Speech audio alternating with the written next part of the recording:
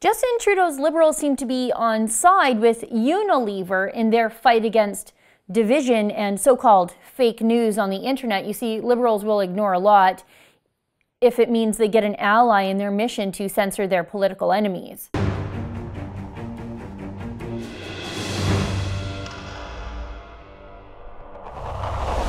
A lot of you might not know the name Unilever, but I guarantee you've used their products, or at least seen their products. They are a massive international brand. They own Lipton and Baysal, Hellmann's, Knorr, Ben & Jerry's, and Klondike. They own 147 different food brands, and that's just the food brands. They also own Axe and Dove and Vaseline, 79 different body care brands. Anyway, you get what I'm getting at. They're a massive company with a huge global footprint. And now Unilever is threatening to pull marketing from platforms that fail to tackle what they call fake news. Unilever, in a statement, says that brands have to take the lead and it will no longer invest in platforms that create division in society and promote anger or hate, arguing that social media should be built on social responsibility. What this means is Unilever is threatening to withhold their advertising spending from Facebook, Twitter, and YouTube unless those platforms start self-censoring and, I guess, making themselves ideologically pure, as in purely liberal. Because, as we know, one person's unfounded Russia collusion conspiracy is another person's fake news, and another person's curious speculation on Hillary Clinton's health as her crumpled pseudo-corpse gets stuffed into a van, well, that might be another person's fake news. You see, it's all subjective, and in the market of free ideas, we let people sort these things out and not our corporate overlords. But in Justin Trudeau's Canada, he absolutely wants companies to tell us what ideas we can consume, and he has been threatening Facebook with more regulation if they don't toe the Liberal Party line. And as for Unilever, apparently they've got the endorsement of Environment Minister Catherine McKenna.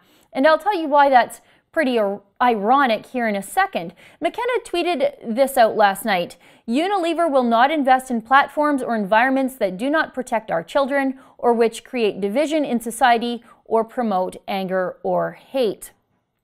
Now I know, I'm hard on Catherine McQuota, and I don't want to seem like I'm unfairly picking on her, although she makes it pretty easy. Frankly, any Liberal could have said this because it is Liberal Party policy now to want to regulate social media for what they consider bad or impure ideas.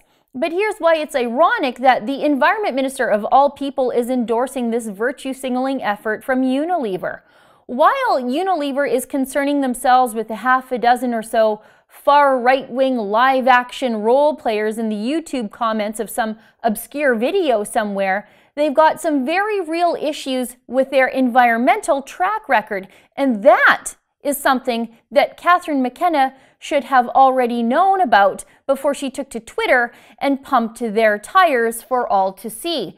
I'm going to just show you 3 examples, but there are many, many more. In 2013, Unilever had to pay $4.5 million for environmental crimes. They pled guilty to 2 felony environmental violations for failure to make timely reports of illegal discharges of industrial wastewater at its plant in Connecticut. And then after a 15-year-long fight, workers in India finally received settlements out of Unilever after nearly 600 of them were exposed to toxic mercury at a Unilever thermometer factory. The factory was shut down in 2001 after the company was caught dumping toxic mercury waste in a densely populated part of town. By the company's own admissions, more than 2 tons of mercury had been discharged into the environment because of their illegal dumping.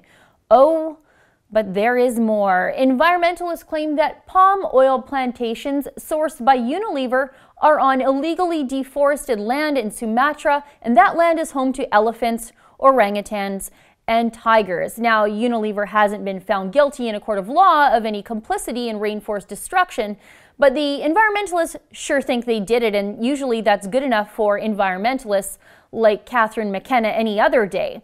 Just like male feminists who seem to be nearly daily accused of sexual harassment and all manner of impropriety, Unilever, this behemoth of a company with an atrocious human rights and environmental track record, is trying to virtue signal its way out of its own history. And the Liberals, well, they are all too happy to help them do it, because for Liberals, even the environmentalist ones, having help censoring their political enemies is just more important than clean water, healthy poor people, and happy thriving wildlife. Liberals will turn a blind eye to poor people being poisoned by mercury if it means you won't have to see an Axe body spray ad in front of a Rebel video. For the Rebel.media, I'm Sheila Gunn Reid. Do you live on your phone like I do? Well, then have I got good news for you. We've got a brand new Rebel Media app. It's available on the Google Play Store and the Apple App Store. Download it, try it out, and take the other side of the story with you wherever you go.